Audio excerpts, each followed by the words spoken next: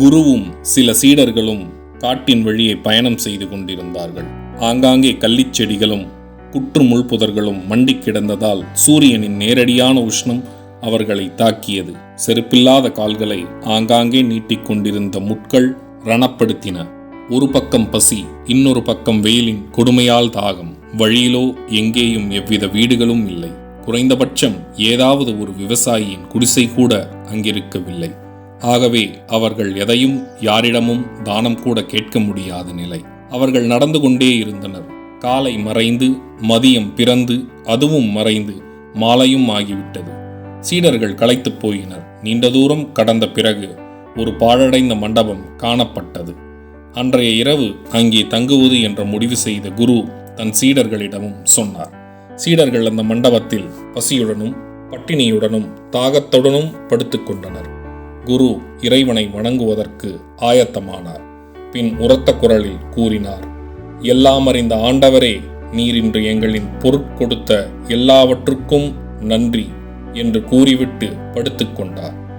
ஏற்கனவே பசி, பட்டினி, தாகம், களைப்பால் பாதிக்கப்பட்டிருந்த துறவியின் சீடர்கள் இதை கேட்டவுடன் அளவற்ற கோபத்தை அடைந்தனர். ஆயினும் அதையெல்லாம் அடக்கியபடி, குருவே, ஆண்டவன் இன்று நமக்கு எதையுமே கொடுக்கவில்லை.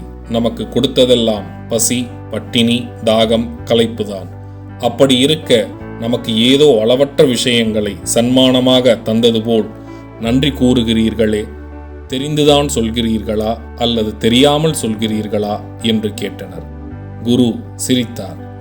ஆண்டவன் நமக்கு இன்று எதுவும் கொடுக்கவில்லை என்று உங்களிடம் சொன்னது யார்? ஒரு தாய்க்கு தன்னுடைய குழந்தைக்கு எது கொடுக்கலாம், எது கொடுக்க கூடாது என்று தெரியுமல்லவா?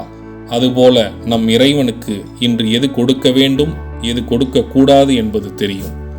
ஆண்டவன் நீங்கள் சொன்னதைப் போல் நமக்கின்று பசியை கொடுக்கிறார், தாகத்தை கொடுக்கிறார், களைப்பை கொடுத்திருக்கிறார். அவர் எது செய்தாலும் சரியாகத்தான் செய்வார். அதில் எனக்கு எவ்வித சந்தேகமும் இல்லை.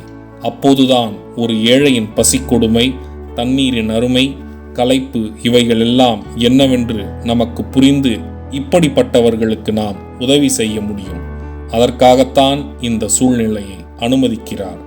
ஆகையினால்தான் நான் அவருக்கு நன்றி சொன்னேன் என்றார் குரு. குருவின் பேச்சை கேட்டு வாயடைத்து போயினர் சீடர்கள்.